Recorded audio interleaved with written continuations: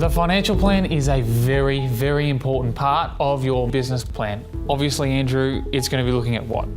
Well, initially we're going to have to set up a plan of how much it's going to cost us to run this business. We need to finance our initial startup costs.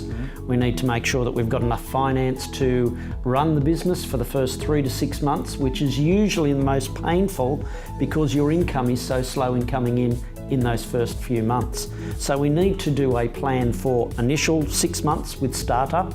Then we need to budget how much each month is going to cost us to run, and perhaps an overall 1 year plan.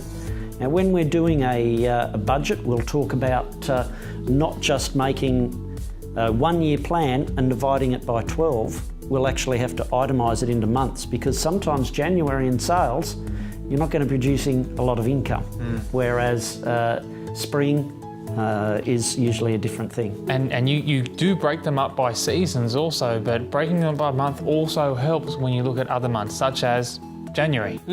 People think you're in January is often a very, very slow month, particularly in the sales area, because of obviously Christmas, the break, and a lot of real estate really doesn't ramp back up to full speed until even after Australia Day, which is right at the end of January. So breaking it up month by month is very, very important to ensure that you succeed. Yeah.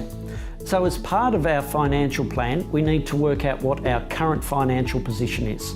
Where do we stand? What assets do we have? What backing do we have? What are we going to put into the business as far as equity goes? And then once we work that out, we've done a plan for the first 6 months or 12 months. We're going to work out what funding requirements we're going to require, and that's being discussed, whether it be short-term loans, long-term, your own capital. You've got options. Overdrafts, what's going to happen there. We'll also need to work out what's going to go into our budget.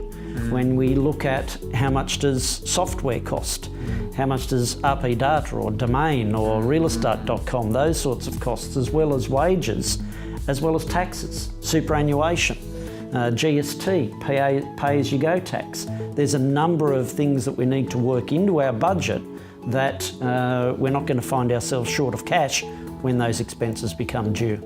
And when you say budget, obviously, I think we've come across as a very important point is the income that's going to be coming in. So we know we're setting up for perhaps a lean 6 months, for the worst case scenario, but also we need to set goals and objectives around what sort of income we're going to achieve, you know, what that might look like and how quickly you might be able to build your income up as well. Exactly right. This is where we look often at, in our business plan, we'll discuss, are we going to focus mostly on sales or are we going to introduce property management in there as well?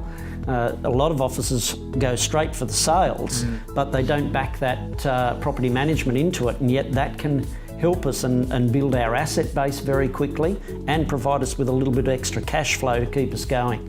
So we need to provision and say, okay, what income streams are we going to have, whether it be sales or auction fees, property management fees, letting fees. There's a number of extra income streams that we need to identify and include in our budget for that. Definitely, and I think the financial plan is a big part of any business plan, or it's a big part of your whole business, because obviously once you have a plan, you then move to the next station in terms of monitoring that plan. That's right. And it really does, you know, lead to the success or failure of any business, really. So you need to have some sort of idea. That's right. If we were to wait till the end of the year to identify whether our business is profitable or not, it could be too late.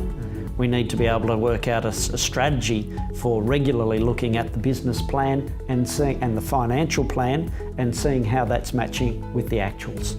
Very important to success or failure. So thanks, Andrew. Thank you.